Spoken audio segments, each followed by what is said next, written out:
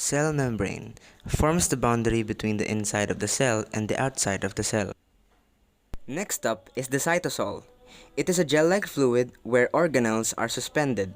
The difference of cytosol and cytoplasm is that cytosol is the fluid and cytoplasm is the fluid plus the components of the cell. The nucleus. It contains DNA and directs the activities of the cell. I used a blue bottle cap to depict the nucleus. The nuclear membrane. Inside the nucleus, it performs regulatory functions. It also protects the nucleolus from outside the nucleus.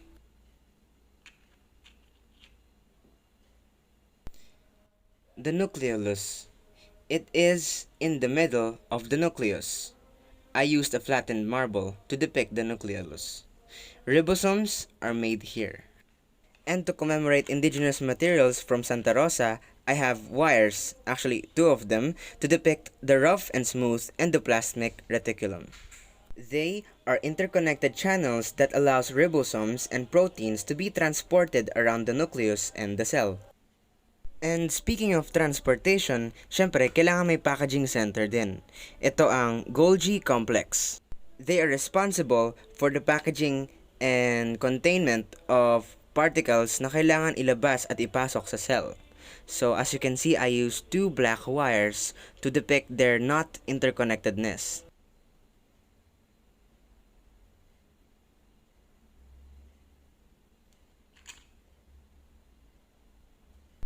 Next up are the ribosomes. They are made up of RNA and they facilitate protein synthesis.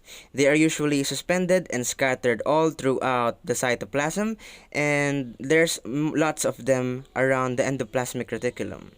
So to depict exactly just what I said, I put red beads around the endoplasmic reticulum, and also I put some red beads all around my cell model.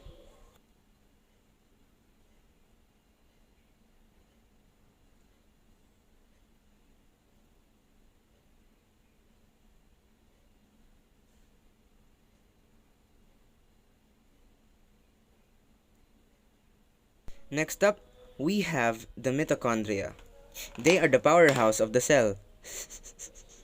No, but seriously, they are the locations where oxygen and glucose are turned into adenosine triphosphate or ATP to be used as energy. I used brown beads because brown beads are used for bracelets made in Santa Rosa. Also, they look like mitochondria. Centrioles. They are gatherings of microtubules that help with cell division during mitosis. Of course, being an eco-friendly student, I used face shield rubbers. Those are the ones that you see on the side of your face shield to hold the plastic.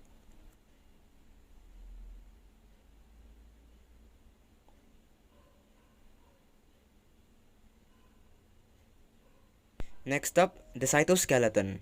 I used abaca fiber and bead strings to depict the cytoskeleton.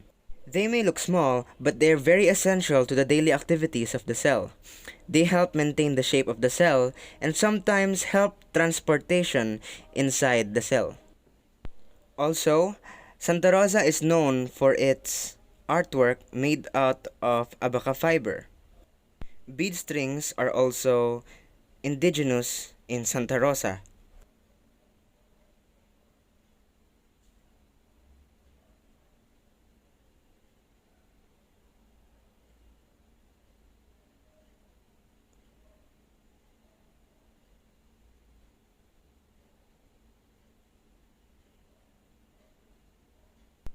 Next up, vacuoles. They are the warehouse of the cell.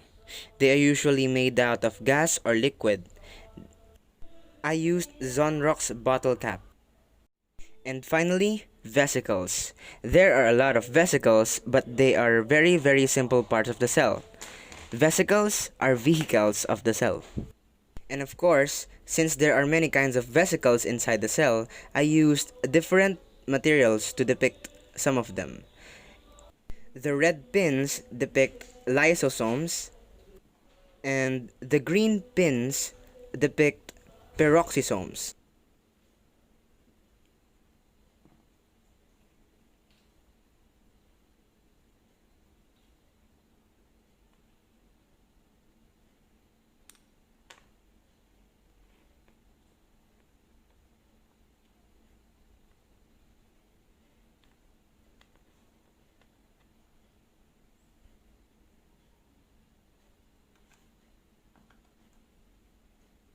And finally, to bring one more indigenous material of Santa Rosa, I used transistor and capacitor to depict Golgi vesicles.